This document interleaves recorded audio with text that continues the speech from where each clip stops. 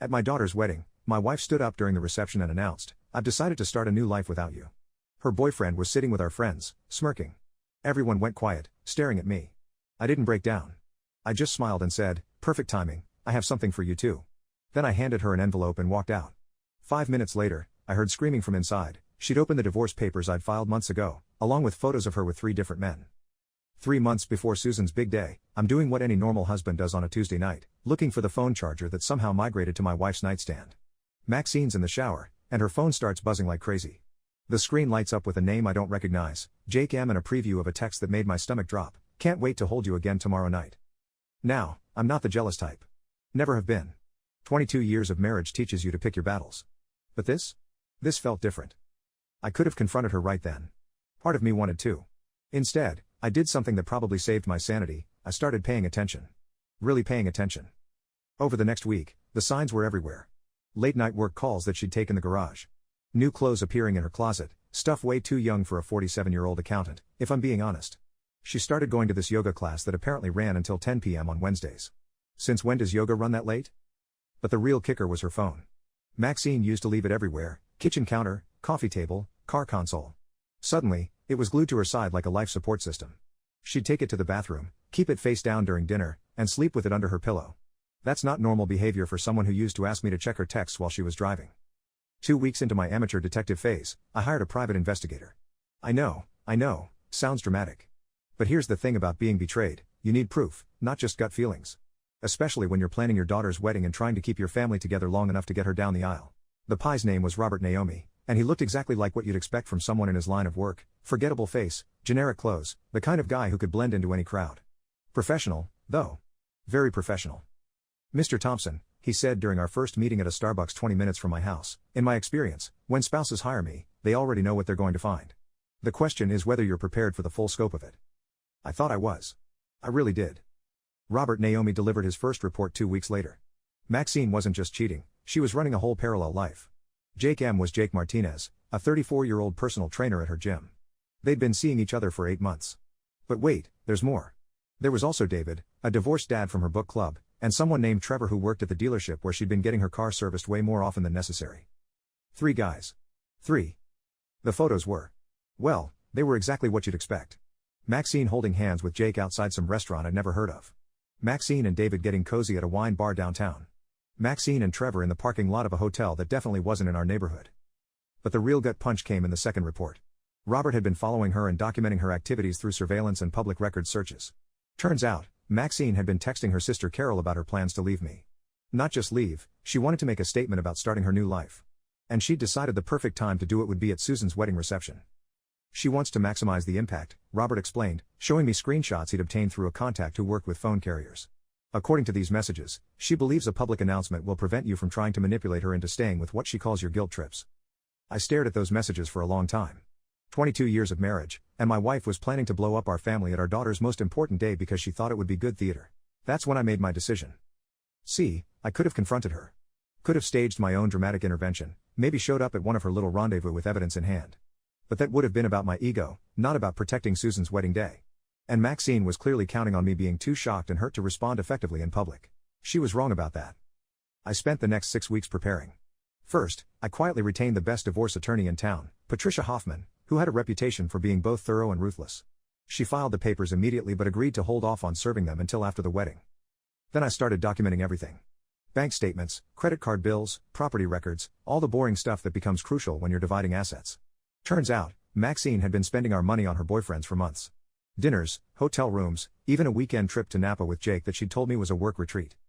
I also made copies of everything Robert had gathered. Photos, phone records, financial evidence, enough to paint a very clear picture of Maxine's activities. Patricia suggested I prepare a comprehensive disclosure package in case Maxine tried to claim I was being vindictive or making things up. But the hardest part was acting normal. For 6 weeks, I had to wake up next to this woman, make small talk over coffee, and pretend I didn't know she was planning to humiliate me at our daughter's wedding. I had to help her with wedding details while knowing she was planning to use the event as her grand exit stage. The irony wasn't lost on me: she was putting so much effort into making Susan's day perfect while planning to destroy it. The week before the wedding, Maxine started getting nervous. Not about her plan, about the wedding itself. She kept fussing over details that had been settled for months, reorganizing the seating chart, changing the flowers. I thought maybe she was having second thoughts about her grand gesture, but Robert's continued surveillance showed her meeting with Jake twice that week, clearly finalizing their plan. I was wrong. She was just making sure everything would be perfect for her big moment. Susan's wedding day dawned clear and beautiful. The ceremony was at St. Mark's, the same church where Maxine and I had gotten married 2 decades earlier. Watching Susan walk down that aisle in the vintage dress we'd found at an antique shop, something she'd fallen in love with during our shopping trips, seeing the joy on her face as she married Tom, it was perfect. Everything a father could want for his daughter. Maxine played her part beautifully during the ceremony. Cried at all the right moments, held my hand during the vows, even whispered, "Remember when that was us?" During the ring exchange. If I hadn't known what was coming, I might have fallen for it. The reception was at the Riverside Club, a gorgeous venue overlooking the water. Maxine had chosen it specifically because it was elegant but not stuffy, and she was right, it was perfect for Susan. The cocktail hour went smoothly, dinner was delicious, and Susan's maid of honor gave a speech that had everyone laughing and crying at the same time. I kept an eye on Maxine throughout the evening, watching for signs of what was coming. She seemed more animated than usual, checking her phone frequently, glancing around the room like she was looking for someone. During the father-daughter dance, she stood at the edge of the dance floor with a strange smile on her face, like she was savoring a private joke. After the dance, while the DJ was setting up for the party portion of the evening, Maxine excused herself to the ladies' room. She was gone for almost 15 minutes, and when she came back, she looked different. More confident. More resolved. She'd reapplied her lipstick and fixed her hair, like she was preparing for something important. That's when I spotted Jake. He was sitting at table 7 with the Jenners, our neighbors from 2 streets over. Apparently, their daughter Emma had brought him as her date. Turns out she'd been going to the same gym and thought he was single. The Jenners had no idea about his connection to our family. He was younger than I'd expected, with that kind of artificial confidence that comes from spending too much time in front of gym mirrors. When Maxine returned from the bathroom, he caught her eye and gave her a little nod. Like they'd planned this. Which, of course, they had. The DJ finished his setup and invited everyone to join the bride and groom on the dance floor. Susan and Tom started with a slow song, and gradually other couples joined them. Maxine grabbed my hand and pulled me onto the floor, which struck me as odd since she usually needed convincing to dance in public. We swayed to the music for a few minutes, and I could feel her tension building. She kept glancing over at Jake's table, and her grip on my hand was getting tighter. Finally, she stepped back from me and said, "I need to tell you something." "Here?" I asked, even though I knew exactly what was coming. "Yes, here," she said, and I could hear the rehearsed quality in her voice. "I can't pretend anymore." That's when she walked over to the DJ and asked for the microphone. The music stopped. Everyone turned to look at us, expecting maybe a speech thanking the guests or a toast to the happy couple. Instead, Maxine took a deep breath and said, "I have an announcement to make." The room went dead silent. Susan looked confused, Tom looked concerned, and I could see Jake sitting back in his chair with that smirk Robert had described. "I've been living a lie for too long," Maxine continued, her voice carrying clearly through the sound system. "And I can't do it anymore. I've decided to start a new life without you, Michael." She turned to look at me, and I could see she was expecting me to crumble. To break down or get angry or beg her to reconsider. The whole room was staring at me, waiting to see how I'd react to being publicly humiliated at my own daughter's wedding. Instead, I smiled. "Perfect timing," I said, loud enough for everyone to hear. "I have something for you too."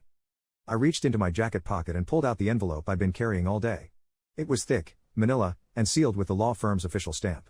I held it out to her with steady hands. "What is this?" she asked, but her voice had lost some of its confidence. "Open it," I said simply. Maxine took the envelope with shaking fingers. The room was so quiet you could hear the paper tearing as she opened it.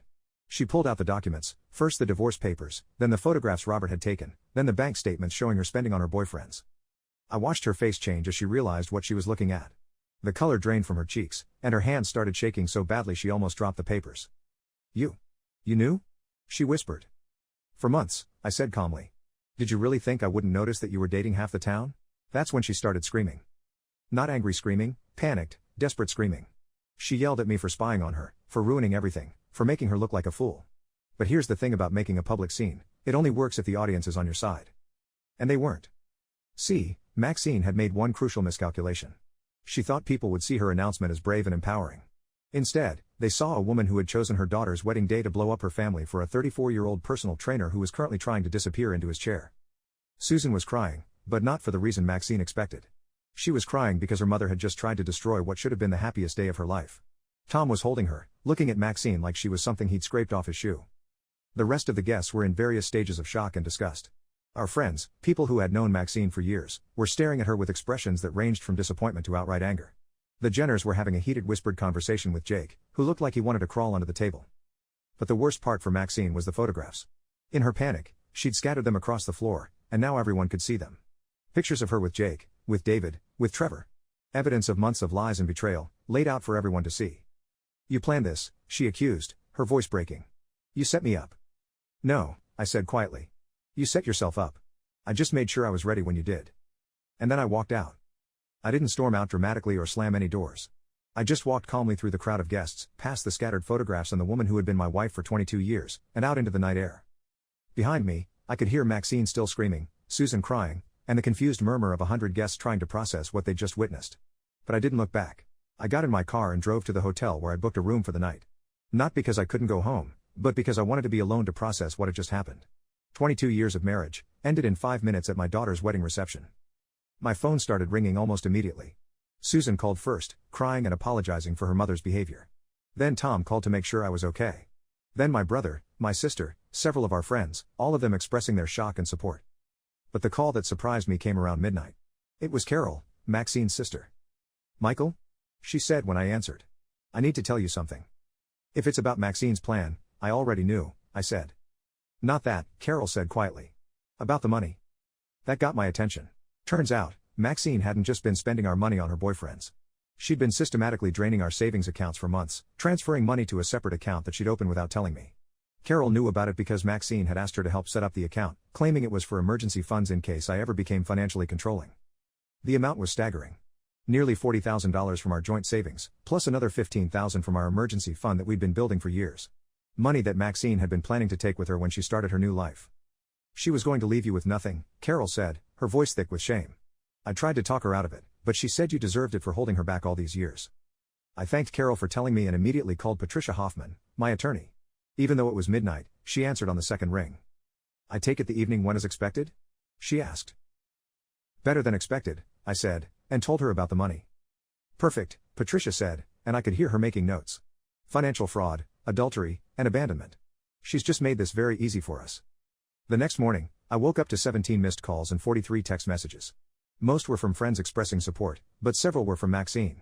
The texts started apologetic and gradually became more frantic and angry. Michael, we need to talk. I know you're upset, but you don't understand the whole situation. You can't just ignore me forever. This is ridiculous. Answer your phone. Fine. Be childish. But you can't divorce me without my consent. That last one made me laugh. Apparently, Maxine had spent so much time planning her dramatic exit that she'd forgotten how divorce actually works. I didn't respond to any of her messages. Instead, I drove to Susan's house to check on her and Tom. They were both still processing what had happened, but Susan was stronger than I'd expected. I should have seen it coming, she said as we sat on her back porch with coffee. Mom's been acting weird for months. All those late nights, the new clothes, the way she kept checking her phone during wedding planning. I just thought she was stressed about the wedding. None of this is your fault, I told her. Your mom made her choices, and she chose to make them publicly at your wedding. That's on her, not you. Are you okay? Susan asked. Really okay? I thought about that for a moment. Was I okay? I just ended a 22-year marriage in the most public way possible. My wife had been cheating on me with 3 different men and stealing our money. She'd tried to humiliate me at our daughter's wedding, and I'd responded by humiliating her instead. But yeah, I was okay. Better than okay, actually. I'm free, I told Susan. For the first time in months, I'm free. The divorce proceedings moved quickly after that.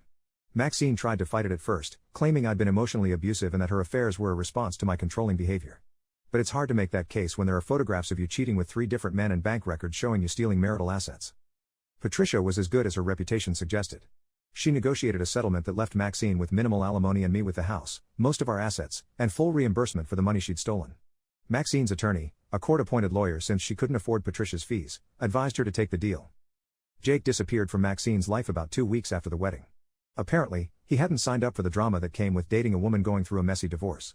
David and Trevor also made themselves scarce once they realized they'd been part of Maxine's rotation rather than her exclusive focus. Maxine moved in with Carol temporarily, then found a small apartment across town. She tried to reconcile with Susan several times, but Susan wasn't ready to forgive her mother for what she'd done. Not yet, anyway. She made her choice, Susan told me during one of our weekly dinners. She chose to hurt all of us to make herself feel better. She chose to do it at my wedding. Those aren't the kind of choices you just apologize for and move on from.